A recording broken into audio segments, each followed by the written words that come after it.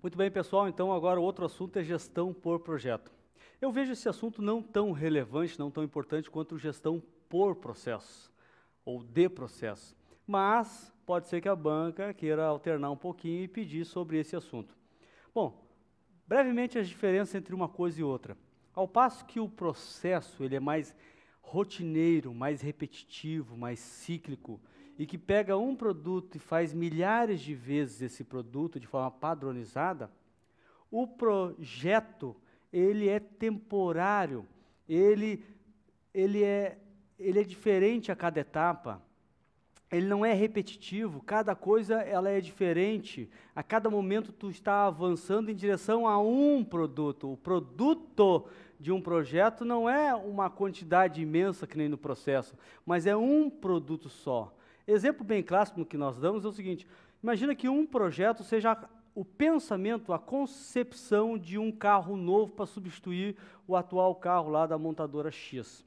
Você está concebendo um produto envolvendo uma equipe multidisciplinar de engenheiros, de matemáticos, designers, e você está concebendo toda essa ideia do início ao fim. A cada momento que você vai construindo, ele é diferente. O momento de amanhã não é igual ao momento de agora, porque tu já está numa outra etapa. E no final tu tem um produto definido. Definido, aprovado, chancelado, aquela equipe se desfaz, porque a ideia do projeto é a temporariedade, início e fim, e o produto definido. Imagina que esse produto definido foi aprovado, agora tu bota ele no processo. Quando você coloca ele no processo, de forma sistêmica, cíclica, rotineira, você irá fazer milhares e milhões daquele produto, e isso entra na tua rotina diária de trabalho, rotina diária de produzir a mesma coisa. A equipe ali não é tão multidisciplinar assim, porque para produzir tu tem lá operário 1, operário 2, mas são operários, e eventualmente um engenheiro aqui, um mestre ali, ao passo que aqui no projeto envolveu 15, 20 pessoas, cada uma de uma especialidade diferente ou de áreas diferentes. Então são naturezas diferentes, é importante que se saiba a diferença então entre projeto e processo, ok? Projeto então, um esforço único e não repetitivo, de duração determinada, formalmente organizado e que congrega e aplica recursos visando ao cumprimento de objetivos estabelecidos, ou seja, o atendimento das necessidades, oferecendo um produto que pode ser um serviço ou, de fato, um produto fisicamente falando. 3 exemplos de projeto. Um projeto tangível, físico, um carro, um forno, um edifício. Um projeto mais ligado a software, no caso, um novo sistema de atendimento ao cliente, ou ainda um projeto de otimização de um determinado processo. Eu tenho um projeto para otimizar um processo. Eu tenho um projeto de melhoria do processo. Percebam? Então, a natureza do projeto pode ser tangível ou intangível. Algumas características importantes quando a gente fala de projeto. Ciclo de vida. Todo projeto ele tem um início, a sua viabilidade inicial, depois a sua fase de planejamento, de criação, de desenvolvimento, de execução, até que tu caminha para um declínio, que é a conclusão, o encerramento de um projeto. O projeto, então, ele tem um ciclo de vida que pode ser de uma semana, de um dia, um mês, um ano, 10 anos. Um projeto ele é início e fim, pode ser de curto, médio ou longo prazo. Questão de incerteza. O projeto, sempre no começo, o projeto ele guarda consigo muitas incertezas, porque ele é muito na discussão, no papel. Na medida que o projeto vai avançando, seja no seu planejamento, seja na sua execução, o grau de certeza é maior, seja pela maturidade, pela montagem, pelo dia a dia, você vai tendo mais confiança, a equipe vai amadurecendo mais, então a incerteza vai diminuindo. Com relação às possibilidades de mudança, quanto mais o projeto direciona-se para o seu produto final, menos eu tenho flexibilidade de mudar, porque a essa altura já está todo desenhado, a espinha dorsal está definida. Mudar pode implicar e voltar todas as etapas. Isso pode ser dispendioso do ponto de vista tempo, do ponto de vista de dinheiro. A interfuncionalidade, porque um projeto ele pode envolver várias áreas funcionais de uma empresa, várias pessoas de vários lugares. A interfuncionalidade. Ainda com relação a custos. O custo do projeto, quando eu estou pensando o projeto, o custo é menor. Quando o projeto começa a ser executado, o custo é maior. Quando ele começa a se desfazer e encerrar, o custo é menor. Então, eu começo com pouco dinheiro, no momento da plena execução, muito dinheiro, e depois pouco dinheiro. Uma questão óbvia. Começa um projeto, envolvo 10 pessoas, começo a executar o projeto, envolvi 500 pessoas, começo a encerrar o processo, estou envolvendo só 30 pessoas. Essa é a ideia. Pois bem, nós temos os grupos de processo de uma gestão de um projeto. Grupos de processo, ou seja, um projeto ele tem a sua evolução. Eu tenho o início, a viabilidade de se pensar o projeto. Então, nós costumamos chamar de um processo de iniciação, um processo de início, ali de discussão, se o projeto é viável, se ele não é viável, você define breves coisas, o escopo de forma muito simples do projeto, estimativa de preço, você faz um início de um projeto para ver se ele vai ser aprovado, se ele é prioridade, se ele não é prioridade, se ele é viável financeiramente, economicamente, juridicamente. Então, tu tem um início, que parte da necessidade, a necessidade do projeto. Então, aprovando essa necessidade, você entra para a discussão agora, ele é viável. Agora vamos ver se ele é aprovado. Se ele for aprovado, ele vence a etapa do início, pré-início, início, ele vence a etapa e ele já vai para o desenvolvimento. O desenvolvimento começa no planejamento, em todo o detalhamento. Planejar significa detalhar todas as fases de um projeto, seu escopo, custo, tempo, os recursos humanos necessários, as aquisições necessárias, os riscos que envolve, é todo o desdobramento, a minúcia do projeto. Olha, depois do início eu tenho o planejamento, depois do planejamento eu tenho uma outra etapa que é a execução do projeto, dia a dia, mês a mês, semana a semana, a execução. E simulando a lógica do PDCA, eu também tenho a fase de monitoramento e controle. A fase de monitoramento e controle, e assim eu rodo o meu PDCA, conforme está dito ali.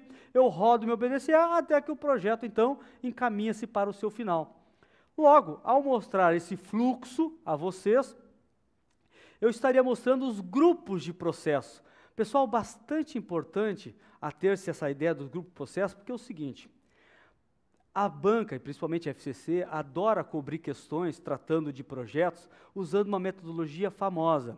Existe um instituto, o PMI, que é encarregado, esse instituto mundial, que criou uma metodologia chamada PMBOK, não é BOK, é BOK, PMBOK. Essa é uma metodologia que cria as etapas de processo, tá aqui grupos de processo, mas também as etapas de gerenciamento de projeto, da elaboração e gestão de projetos.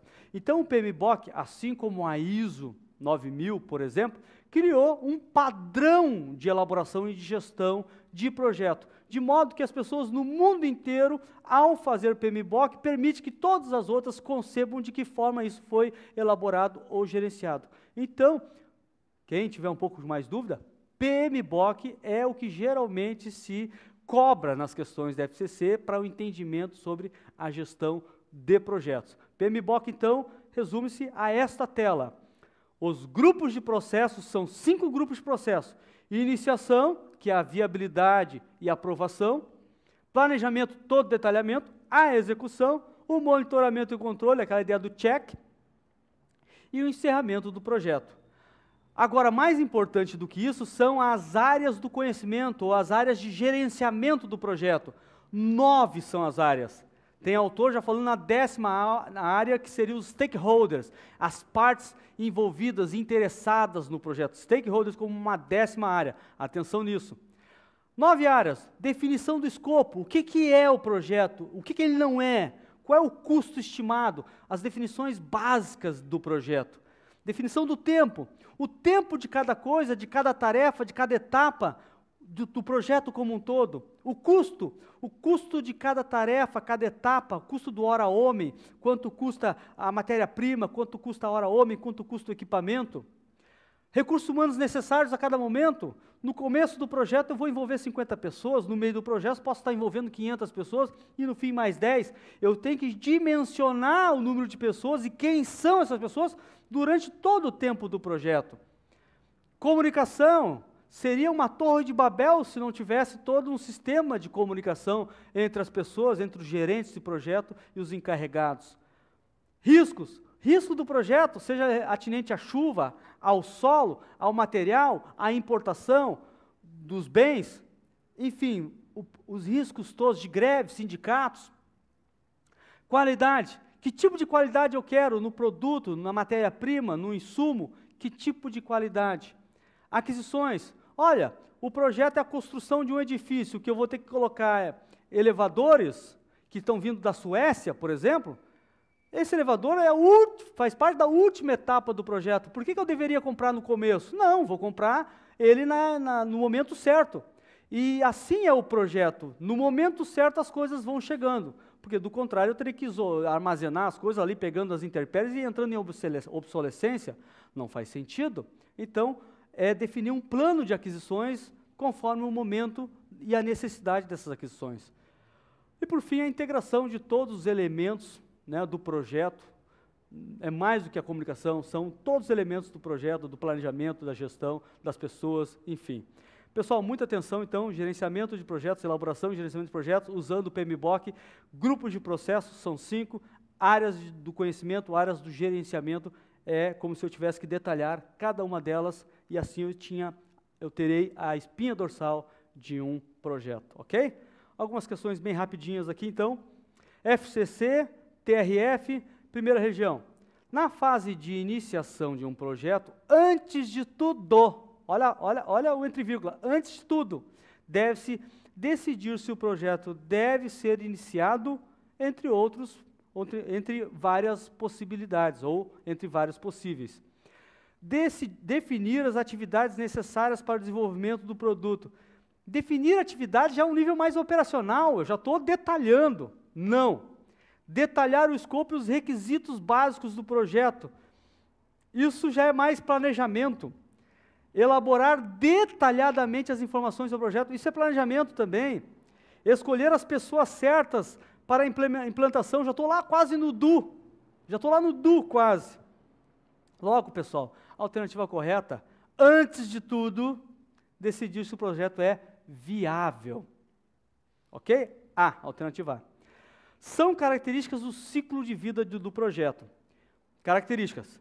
Início do projeto, claro. Organização e preparação, claro. Execução e encerramento. É o ciclo de vida de um projeto, perfeito. Os níveis de custo e de pessoas são baixos no início, claro. Gasta poucas pessoas. Atinge um valor máximo na fase de execução. A fase auge, 500 pessoas e o dinheiro, muito custo para poder movimentar as 500 pessoas e toda a necessidade de material e aquisições. E cai na fase de finalização do projeto, claro, finalização, os custos são menores e menos pessoas. Certo? 1 certo, 2 certo. A influência das partes interessadas, os riscos e as incertezas são maiores durante o início, reduzindo-se ao longo da sua vida. Olha só, está dizendo que os riscos e as incertezas e influências são maiores no início. Verdade. No início tu pode influenciar mais, está no papel, é recém. No início tu tem um monte de incerteza porque está no papel, recém. E no início tem um monte de risco porque tu não está enxergando todas as possibilidades. Certíssimo. 1, 2 e 3, certo. Os custos das mudanças e correções de erros diminuem conforme o projeto se aproxima do término. Olha, quanto mais eu me aproximo do término e eu tiver que refazer coisas, mais caro é, porque pode estar mexendo com as questões estruturais. Então, errado. Os custos de mudança e correções aumentam conforme o processo, né, o projeto avança. Aqui não tem para vocês quais são as alternativas ali, mas eu já digo que a 1, 2 e 3 estão corretas. Ok, pessoal? Outro assunto que nós iremos tratar diz respeito às redes organizacionais. Eu gostaria que vocês pensassem da seguinte maneira: redes organizacionais representam estruturas, ou melhor, mecanismos modernos da gestão empresarial. Gestão de redes, né? Mecanismos modernos. Vocês devem conhecer, pelo menos aqui no Rio Grande do Sul é muito conhecido, a Rede MAC, Rede de Materiais de Construção. Rede Unisuper, União de Supermercados. Unimax, Rede H Pharma de Farmácias. Casa Bem, de Imóveis. O que são essas redes? São um conjunto de empresas, supostamente pequenas e médias empresas, que se unem em torno de interesse comum, para que juntas pudessem, explorando as competências de cada uma, ou somando forças, tivessem vantagem competitiva e pudessem fazer frente às grandes empresas. Imagina então a rede MAC, rede de materiais de construção, onde eu tenho uma centena de pequenas madeireiras de bairro que sozinhas irão comprar uma quantidade limitada de telha, de tijolo, ao passo que os grandes conglomerados compram milhares, dezenas de milhares, e logo tem um ganho de escala muito maior, acabam comprando muito mais barato. Porém, quando eu somo essas 100, 200 madeireiras e compram junto a telha, elas conseguem ter a mesma barganha, ou próximo disso, a mesma barganha comprando barato. E, por isso, via de consequência, sendo competitivas em detrimento do grande conglomerado. Então, esse é um bom motivo para unir esforços na compra conjunta para barganhar preço. Mas também, imagina, uma pequena madeireira, ela não consegue botar durante 30 segundos, num horário nobre de TV a canal aberto, a sua propaganda. Agora, eu posso colocar 30 segundos da rede MAC no horário nobre, porque cada uma pagou um pouquinho, e todas que estão lá com a bandeira da rede MAC. Cada madeireira tem o seu nome, madeireira São Pedro, madeireira Santo Antônio, agora, do grupo Rede MAC. Então, toda vez que tu faz, de caráter nacional, 30 segundos, Rede MAC, e você tem essa bandeira, de alguma maneira você obtém vantagem de visibilidade por essa publicidade. Outro exemplo, se eu for fazer os encartes, os folders, enquanto madeireira de bairro, me custa X. Agora, se fizer um material padrão, em termos de visibilidade, de folder, material, e isso servir para todas as empresas, irão pagar mais baixo. Então, vejam que a ideia de rede organizacional é a cooperação, para serem mais competitivos. Tu coopera com outros grupos, complementando competências, juntando forças, para ser mais competitivo. Há um grau de confiabilidade nesse processo, de confiança, de colaboração, de coesão, para dar mais competitividade, de interfuncionalidade. Agora, as redes são voluntárias, participa quem quiser. Então, eu estou dando um exemplo aqui na área empresarial, os municípios descobriram através dos consórcios. Os municípios se somam para comprar medicamentos, municípios pequenos se somam e compram medicamentos para ganhar em escala. Outro exemplo, a ideia de rede em políticas públicas, quando eu uno a política através do governo federal, governos estaduais, governo municipal, ONGs, sociedade civil, uma rede de políticas públicas de proteção à sociedade, por exemplo, cada um entra com um papel, quem está mais embaixo lá faz mais a execução, quem está mais em cima faz mais a implementação e a gerência. Redes, na área pública, inclusive, na área de comunicação, tem as redes de ouvidorias, as ouvidorias todas conectadas em torno de uma ouvidoria maior, e isso dá toda a inteligência e de comunicação com a sociedade, rede de ouvidorias. Então, rede organizacional tem a ver com esses elementos, tá, pessoal? A frase que está ali, as duas frases ali, dizem respeito exatamente ao que nós estamos tratando, e eu trago uma questãozinha para nós resolvermos. Exemplo, então, essa questão nem é da FCC, mas ela é muito legal para nós pensarmos. Vejam só, diante da necessidade, veja lá, de acordo com a configuração de redes organizacionais, assinale a que está errada. Diante da necessidade de adaptação ao ambiente, de acirrada competição, as organizações em todo o mundo têm recorrido a estratégias colaborativas, como forma de adquirir competências que ainda não possuem. Isso implica mudanças na estratégia das organizações que podem assumir uma variedade de formas de atuação, entre elas a atuação em redes. Perfeito! O cenário moderno, de muitas mudanças, implica que as empresas acham arquiteturas organizacionais, estruturas organizacionais mais flexíveis, novos arranjos, entre os quais orientado em redes. As redes de organizações são um tipo de agrupamento cujo objetivo principal é fortalecer as atividades de cada um e de seus participantes. Atuando em redes, as organizações podem complementar uma às outras. Certo.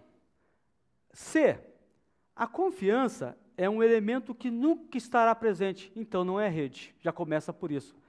Aí ele vem sustentando, por isso os atores devem se proteger do comportamento oportunista de outros e reter seus conhecimentos e informações entre si. Isso contrapõe totalmente à lógica da rede, que é a colaboração. As outras duas devem estar corretas, então a formação de redes organizacionais pode ser considerada efetivamente uma inovação que modifica a forma de atuação das organizações, tornando-as mais competitivas, já que possibilita a realização de atividades conjuntas e compartilhamento de informações perfeito.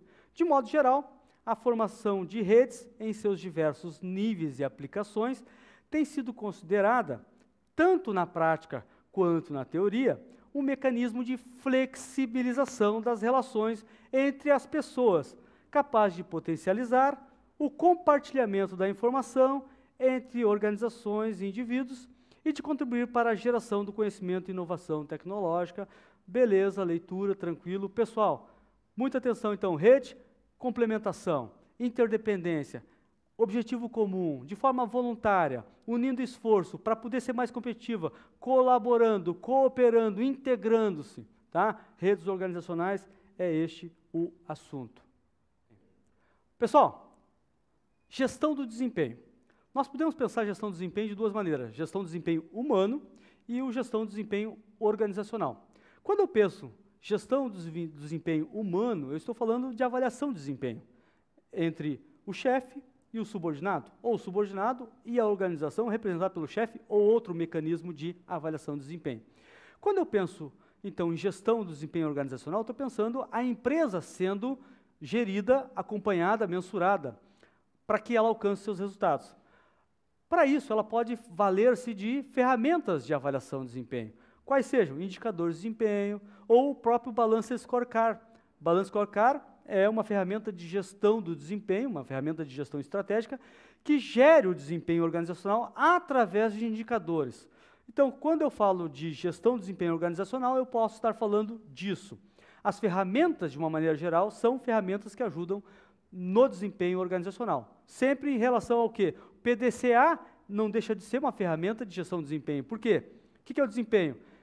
É o pressuposto de que eu defini uma meta, um objetivo e que eu quero alcançá-los. E irei, passo a passo, monitorar e acompanhar esse desempenho para ver se eu estou conseguindo. Se nós olharmos aqui, do ponto de vista mais humano, mas que o organizacional não é muito diferente, nós diríamos o seguinte: a avaliação de desempenho é um processo dinâmico que envolve o avaliado e a sua chefia e representa uma técnica de gestão imprescindível. Não se pode prescindir, não se pode dispensar a avaliação de desempenho. A avaliação de desempenho não é um fim em si mesmo, já está dito ali, mas um instrumento importante para acompanhar, para melhorar os resultados da empresa. É o que está dito. A avaliação de desempenho não é um fim em si mesmo, mas um instrumento, um meio, uma ferramenta para melhorar os resultados dos recursos humanos da organização. O conceito de avaliação abrange como premissa básica o confronto entre o resultado do que aconteceu com a meta que foi previamente estipulada. É quase que aquela ideia do check lá do PDCA. Então, avaliar o desempenho é colocar frente a frente o que foi possível executar e do que foi planejado, e a partir disso, então, todo o trabalho de reconhecer onde que deu errado, por que deu errado, e as iniciativas todas de melhoria. A organização, por meio da ação gerencial, no seu dia a dia de trabalho, precisa assegurar que o desempenho produza o resultado esperado lá no planejamento, atuando, então, de forma proativa e não esperando a coisa acontecer no final, no sentido de identificar os desvios de desempenho e agir sobre as causas que provocam esses desvios. Muito bem, aqui eu trago um Ctrl+C, basicamente um Ctrl+V, do livro do Chiavenato, e que diz que a avaliação de desempenho, ela serve a muitos propósitos, e são as muitas razões por que se faz a avaliação de desempenho, entre as quais, para premiar e recompensar as pessoas que atingem as metas e alcançam os objetivos, de dar feedback para a pessoa, retroação no sentido de dizer, está indo bem, está indo mal, melhora aqui, continua assim. Desenvolvimento para dizer, olha, tu tem um baita potencial, vamos trabalhar isso para que tu possa ser promovido, merecer uma gerência, ou um desenvolvimento no sentido de dizendo, olha, aqui tu não foi tão bem, essas competências, esse nível de habilidade, de conhecimento, precisa dar uma melhorada. Então ele serve para dar esse feedback de desenvolvimento do profissional na sua carreira. Melhora o relacionamento, porque você fica sabendo como a empresa te enxerga, como as pessoas enxergam em termos de desempenho que tu ofereces, você não fica no vácuo. Percepção, melhora a percepção tua e dos colegas em relação ao trabalho todo desenvolvido, na expectativa do que a empresa esperava de ti, o que tu entregou, então fica melhor. Potencial de desenvolvimento, porque a avaliação de desempenho vai demonstrando que aqui tem uma pessoa muito boa nas questões das exatas e que não é tão boa nas questões das humanas, então tem um potencial de ser aproveitado nessas questões que ela é boa e melhorar aquilo que ela não é tão boa assim. Enfim, e o aconselhamento permite então a empresa fazer a tutoria, fazer o coach, né, aconselhar as pessoas no seu desenvolvimento, nas suas competências, na sua carreira. Enfim, a gestão do desempenho humano serve a muitos propósitos. Só tem que ter alguns cuidados, conforme o que a Venato diz. A avaliação do desempenho não é só do cargo, das atribuições do cargo, essas são importantes, mas há que se avaliar o cargo, mas também as metas e os objetivos que são propostos pela empresa, possivelmente num plano de trabalho entre a empresa e o funcionário ao longo do tempo. Então, não é só as atribuições do cargo, o comportamento da pessoa, mas, sobretudo, as metas e objetivos que ela eventualmente negociou. Uma outra coisa é que a avaliação do desempenho é do desempenho do cargo, das metas, dos objetivos, como foi dito, mas que pouco importa é a avaliação pessoal do gerente sobre os hábitos das pessoas. Não está em jogo necessariamente os hábitos, as subjetividades, os preconceitos, os estereótipos que se faz, mas sobretudo os resultados do trabalhador. Enfim, o bom é que a avaliação de desempenho possa, né, buscar um certo consenso entre o avaliado e o avaliador, para que os dois juntos se comprometam com os objetivos e as metas. Enfim, a avaliação, então, deve ser utilizada para melhorar a gestão, melhorar o nível de produtividade, melhorar para o próprio servidor, para o próprio trabalhador, mas, sobretudo, também para a organização. Entre as várias técnicas tradicionais de avaliação de desempenho, técnica de escala gráfica, escolha forçada, incidentes críticos, avaliação de campo, 360 graus, onde todo mundo avalia o trabalhador, a que mais tem funcionado de alguma maneira, inclusive no governo federal, lá no Inmetro, onde eu trabalho, nós usamos exatamente esse modelo, que é um plano de trabalho para um ano, onde o avaliado e o avaliador sentam, negociam e buscam de forma consensual, nem sempre é assim, mas buscam o entendimento de quais são as metas, quais são os objetivos, fora as atividades do cargo, que devem ser alcançadas ao final de um período, neste caso, um ano. Bom, o gerente entra com o apoio, entra com as condições, com os recursos. O avaliado, né, no caso o empregado, ele diz, olha, eu consigo fazer essas metas, eu consigo atender esses objetivos, desde que você me consiga um computador, me dê um treinamento, me consiga uma certa flexibilidade para eu fazer uns certos estudos. Se o gerente negocia isso, de que irá conseguir, ele entra com esses recursos e o funcionário, por sua vez, uma vez que os recursos são lhe oferecidos, ele entra com as metas, o atendimento das metas e objetivos. Os dois, então, pactuam, negociam, apertam as mãos, e tu tem, então, depois o acompanhamento, o monitoramento, para que no final, então, tu faça a avaliação, faça a checagem, faça o PDCA e verifique se deu tudo certo, tal qual foi previsto, ou seja, o executado em relação ao previsto. E assim, roda-se ano a ano o ciclo de gestão participativa na avaliação do desempenho. Ok, pessoal? O feedback nessa história toda, no processo, o feedback é o retorno que tu dá em relação se está indo bem, se está indo mal, por que a nota foi essa, por que os resultados foram esses. Se discute entre os dois como pode melhorar para o próximo ciclo. Para finalizar esse assunto sobre gestão do desempenho, eu diria o que para vocês? Que a gestão do desempenho, como qualquer gestão, ela tem algumas etapas-chave. Percebam. Planejar. Planejar o quê? Os objetivos, as metas do próximo ciclo. Esse ciclo pode ser de 1 mês, 6 meses, 1 ano. Depois, o acompanhamento, o monitoramento do trabalho, da execução, para ver se está indo bem, até para fazer o ajuste. Em algum momento, lá no final, o registro. O registro seria o quê? O monitoramento, a coleta dos dados, para que você possa, então, começar a comparar o executado pelo planejado. No fim, a validação. A validação é aquela avaliação final para dizer que a pessoa mereceu, o quanto mereceu, para atribuir nota, para poder remunerá-la. Enfim, avaliação e roda o PDCA, ou seja, prepara o novo ciclo, planejamento, acompanhamento, registro, avaliação. Em suma, as etapas de avaliação de desempenho é isso: planeja, acompanha, mensura, corrige, planeja, um PDCA como se fosse. Tá, pessoal? Então, vamos corrigir rapidamente aqui duas questões de desempenho. FCC, na abordagem atual, a avaliação de desempenho deve se preocupar mais efetivamente em julgar o desempenho. Nós estamos falando na abordagem atual, uma abordagem moderna, contemporânea, uma abordagem que tem toda essa lógica entre a empresa, o trabalhador, se comprometendo juntos, né? Então, na abordagem atual, a avaliação de desempenho deve preocupar-se mais efetivamente em julgar o desempenho passado. Não é isso, não é a essência na abordagem atual. Importar modelos? Não. Mapear somente os pontos fracos? Claro que não.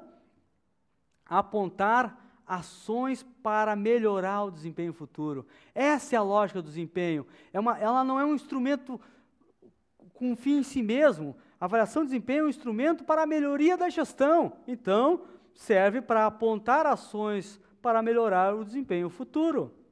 Auxilia cada funcionário na progressão da carreira. Não que não faça isso, mas não é mais efetivamente, não é o conceito expresso do que é a avaliação de desempenho. É míope, é pequeno pensar só uma coisa ou outra. A que melhor representa, de fato, é a letra D.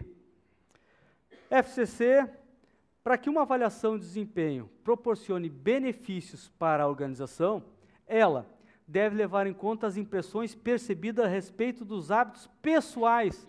Claro que não, pessoal, o hábito pessoal é o que menos importa. O que importa é produtividade, é metas, são as metas, são os objetivos, o comportamento, a execução do trabalho conforme o cargo. Não deve cobrir apenas o desempenho do cargo ocupado, mas também a realização de metas e objetivos. Exatamente isso que trouxe lá do Chiavenato. Veja como a banca está buscando do Chiavenato essas informações. As outras três devem estar erradas, vejamos. Não deve ser comunicado com antecedência ao avaliado. Como que não? É uma relação transparente entre avaliado e avaliador. Deve ser utilizada para controlar com mais eficácia o comportamento. Controlar com mais eficácia. Vejam, é uma visão mais pessimista, mais pretérita da noção da avaliação de desempenho enquanto benefícios. Deve ser vista como uma recompensa ou uma punição do desempenho passado. Veja, isso é tão pequeno quando comparado com a letra B. Não que a avaliação de desempenho não se relacione em menor ou maior grau com uma coisa ou outra das outras alternativas, mas não é isso, né? Proporciona benefícios, a questão até da punição, como é que seria um benefício, né? Enfim, alternativa B, ok?